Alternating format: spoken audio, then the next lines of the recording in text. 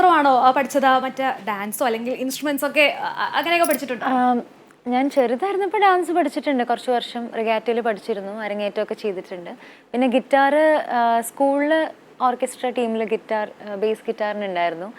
ആ സമയത്ത് പിന്നെ സ്കൂളിൽ പാട്ടിനായാലും ഡാൻസിനും എല്ലാം, പാട്ടിനെല്ലാ വർഷവും യൂത്ത് ഫെസ്റ്റിവലിനും എല്ലാം പോയിട്ടുണ്ട്. ഡാൻസും ഒക്കെ എല്ലാവരും കൂടി ഫ്രണ്ട്സൊക്കെ ആയിട്ട് ചേർന്നുള്ള സ്കൂളിലേക്കൊക്കെ ഡാൻസ് ചെയ്യുമല്ലോ, അപ്പോൾ അങ്ങനെയൊക്കെ ചെയ്തിട്ടുണ്ട്. ഓർക്കസ്ട്രയിലുണ്ടായിരുന്നു. പിന്നെ ഇപ്പോൾ പാട്ട് തന്നെയാണ് കരിയർ, പാട്ട് തന്നെയാണ്. അങ്ങനെ പഠിച്ചത് ശരിക്കും കോളേജിലൊന്നും പാട്ടല്ല ഞാൻ പഠിച്ചത്. കോമേഴ്സ് ആയിരുന്നു, BCom ആയിരുന്നു ചെയ്തത്, MBA ചെയ്തിരുന്നു. പിന്നെ അത് കഴിഞ്ഞ് പാട്ടിലേക്ക് തന്നെ വന്നു. ഓർമ്മക്കുറിപ്പായിട്ടുള്ള വിഷുവിൻ്റെ ഓർമ്മകളൊക്കെ നമ്മളിപ്പോൾ പങ്കുവെച്ചു. അദ്ദേഹമായിട്ടുള്ള മറ്റ് കുട്ടിക്കാലത്തെ അദ്ദേഹമായിട്ടുള്ള മറ്റ് ഓർമ്മകളൊക്കെ എങ്ങനെയാണ്? ഇന്നും നേരത്തെ അപർണ പറഞ്ഞു, ഇന്നും ഏറെ അഭിമാനത്തോടെ തന്നെ കേൾക്കാൻ ആഗ്രഹിക്കുന്ന ഒരു കാര്യമാണ് മുത്തശ്ശൻ്റെ കൊച്ചുമകളെന്ന് കേൾക്കാൻ ആഗ്രഹിക്കുന്ന ഒരു കാര്യമാണ്. അദ്ദേഹമായിട്ടുള്ള മറ്റ് ഓർമ്മകളൊക്കെ എങ്ങനെയായിരുന്നു? അങ്ങനെ ഒരു ഓർമ്മകൾ അങ്ങനെ നമുക്കിപ്പോൾ പെട്ടെന്ന് ഒന്നോ രണ്ടായിട്ട് അങ്ങനെ പറയാൻ പറ്റില്ലല്ലോ, ഒരുപാട് കാര്യങ്ങളുണ്ടല്ലോ. അപ്പോൾ മുത്തശ്ശൻ എങ്ങനെ ഒരു സാധാരണ മുത്തശ്ശൻ എങ്ങനെയായിരിക്കും വീട്ടിലെ കൊച്ചു മക്കളുടെ കൂടെ, അതുപോലെ തന്നെയാണ്. ഞങ്ങൾ 3 പേരാണ് മുത്തശ്ശൻ്റെ കൊച്ചുമക്കൾ. അപ്പോൾ മുത്തശ്ശൻ ഞങ്ങളുടെ കൂടെ എന്താ പറയുക, ചെറുതായിരുന്നപ്പോൾ ഇപ്പോൾ ലൂഡോ കളിക്കുക, അല്ലെങ്കിൽ സ്നേക്ക് ലാഡർ, അങ്ങനെയൊക്കെയുള്ള കളികളും, പിന്നെ എല്ലാ കാര്യത്തിലും ഇപ്പം എന്നെ സംബന്ധിച്ച് ഇപ്പം എൻ്റെ എല്ലാ കാര്യത്തിലും മുത്തശ്ശൻ ഒരു വളരെ ശ്രദ്ധയുണ്ടായിരുന്നു. ഇപ്പം ഞാൻ പ്രോഗ്രാമിനൊക്കെ പോകുമ്പോൾ പാട്ട് ഏതാ പാടുന്നത്, അല്ലെങ്കിൽ കവിത എല്ലാം കുറച്ച് വരി പാടി കേൾപ്പിക്കണമായിരുന്നു. തിരിച്ചു വരുമ്പോൾ അത് ചോദിക്കും, അതിൻ്റെ വിശേഷങ്ങൾ എന്താണ്, അതിൻ്റെ എന്തെങ്കിലും ഇപ്പോൾ റെക്കോർഡിങ് കഴിഞ്ഞ് വരികയാണെങ്കിൽ അതിൻ്റെ ഒന്ന് കേൾപ്പിക്കാൻ പറയും. അങ്ങനെ എല്ലാ കാര്യത്തിലും ഇപ്പോൾ നമ്മളൊരു ഡ്രസ്സ് ഇട്ടാൽ പോലും അത് ഈ കളർ കൊള്ളാം, അങ്ങനെ എല്ലാം. ഇപ്പോൾ ഒരു മുത്തശ്ശൻ കൊച്ചുമക്കളുടെ കാര്യത്തിൽ എങ്ങനെയായിരിക്കും അതേപോലെ തന്നെയാണ്.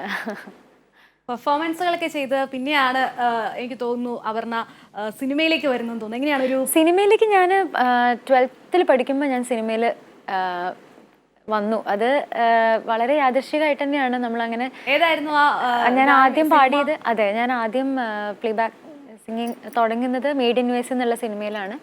രാജീവ് അഞ്ചൽ അങ്കിൾ നമ്മുടെ കുടുംബ സുഹൃത്താണ്, അദ്ദേഹത്തിൻ്റെ ഫിലിമായിരുന്നു. വിദ്യാസാഗർ സാറിൻ്റെ സംഗീതമാണ്, മുത്തശ്ശൻ്റെ വരികൾ തന്നെയാണ്. പുന്നെല്ലിൻ കതിരോല എന്നുള്ള പാട്ടായിരുന്നു ആദ്യം ആയിട്ട് ഞാൻ സിനിമയിൽ പാടുന്ന പാട്ട്. അതാണ് ആ പാട്ട് ഒരുപാട് പേര് ഇഷ്ടമുള്ളതായിട്ട് എന്നോട് പറഞ്ഞിട്ടുണ്ട്. അപ്പോൾ ആ സമയത്തൊന്നും 12th കഴിയുന്ന സമയമാണ് ഞാൻ. അപ്പോൾ അപ്പോഴൊന്നും ഇങ്ങനത്തെ സോഷ്യൽ മീഡിയ ഒന്നും ഇതുപോലെയൊന്നും അല്ലല്ലോ. അപ്പോൾ നമുക്ക് ആ പാട്ട് ആൾക്കാരിലേക്ക് ഇപ്പോൾ എത്തിക്കാൻ ഒരുപാട് വഴികളാണല്ലോ. സോഷ്യൽ മീഡിയ വളരെ ഒരു നല്ലൊരു പ്ലാറ്റ്ഫോമാണ്. പക്ഷെ അന്നൊന്നും അങ്ങനെയുള്ളൊരു സംവിധാനം കുറവായതുകൊണ്ട് ആ പാട്ട് അന്ന് ആരാ പാടിയെന്നുള്ളതിൽ ഇന്നിപ്പോൾ പലർക്കും അറിയാം. പക്ഷെ അന്നത് അത്രയും ആ പാട്ട് ഒരുപാട് പേർക്ക് ഇഷ്ടമുള്ളതായി. പിന്നെ ഞാൻ പലപ്പോഴും പലരുടെയും റിംഗ് ടോൺ ആയിട്ടൊക്കെ ഞാൻ കേട്ടിട്ടുണ്ട്. അപ്പം ഞാൻ പറയുമ്പോഴാണ് അയ്യോ അത് അപർണ പാടിയതാണോ എന്നുള്ളത് പിന്നെ ചോദിക്കും. അപർണയുടെ മറ്റൊരു ശ്രദ്ധിക്കപ്പെട്ടൊരു ഗാനമായിരുന്നല്ലോ മിഴികൾ സാക്ഷി എന്ന ചിത്രത്തിലെ ദക്ഷിണാമൂർത്തി സ്വാമി സംഗീതം നൽകിയ മഞ്ജുതര എന്ന ഗാനം, അല്ലേ? അതെ അതെ, അതൊരു ശരിക്കും ഒരു വഴിത്തിരിവെന്ന് പറയാം. അത് ദക്ഷിണാമൂർത്തി സ്വാമിയുടെ സംഗീതത്തിൽ പാടി എന്നുള്ളതാണ് ഏറ്റവും വലിയൊരു ഭാഗ്യം. മുത്തശ്ശൻ്റെ വരികളായിരുന്നു. അശോക് കർനാഥ് ചേട്ടൻ്റെ മൂവി, അനിൽ മുഖത്തല അദ്ദേഹത്തിൻ്റെ സ്ക്രിപ്റ്റായിരുന്നു. ലാലേട്ടന്, സുകുമാരി അമ്മ, വിനീതേട്ടൻ, അങ്ങനെ നല്ലൊരു താരനിര തന്നെ ഉണ്ടായിരുന്നു.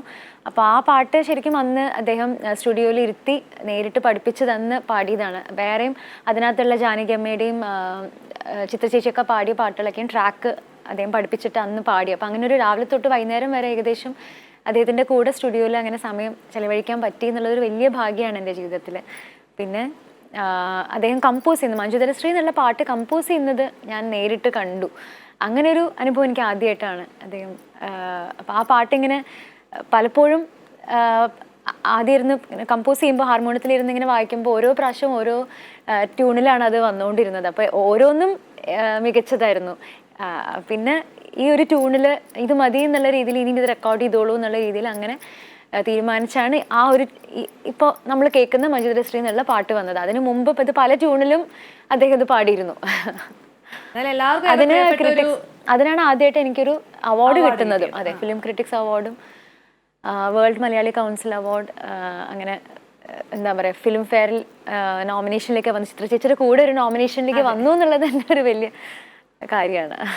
അങ്ങനെ എല്ലാവർക്കും പ്രിയപ്പെട്ട ഒരു ഗാനമാണ്. വ്യക്തിപരമായി എനിക്കും ഏറെ ഇഷ്ടമുള്ള ഒരു ഗാനം കൂടിയാണ്. ആ ഒരു ഗാനത്തിന്റെ ആ ഒരു വിഷ്വലും കൂടി ആ ഒരു ഇതായതുകൊണ്ട് കുറച്ചുകൂടി ഇമോഷണൽ ആയിട്ട് തോന്നുന്ന ഒരു കൃഷ്ണനെ കുറിച്ചുള്ള ഒരു പാട്ടുമാണല്ലോ. അതെ.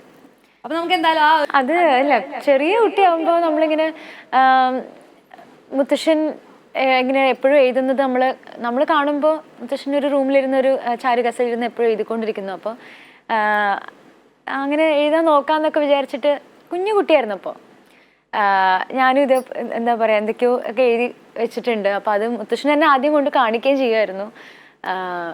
മുത്തശ്ശൻ അതൊക്കെ വളരെ എത്ര തിരക്കിൻ്റെ ഇടയിലും അതൊക്കെ കാണുമ്പോൾ ഈ സ്ഥലത്ത് ഈ വാക്ക് വേണമെങ്കിൽ ഉപയോഗിക്കാം അല്ല അങ്ങനെയൊക്കെ ആയിട്ട് വളരെ കാര്യമായിട്ടിരുന്ന് അതൊക്കെ പറഞ്ഞു തന്ന്.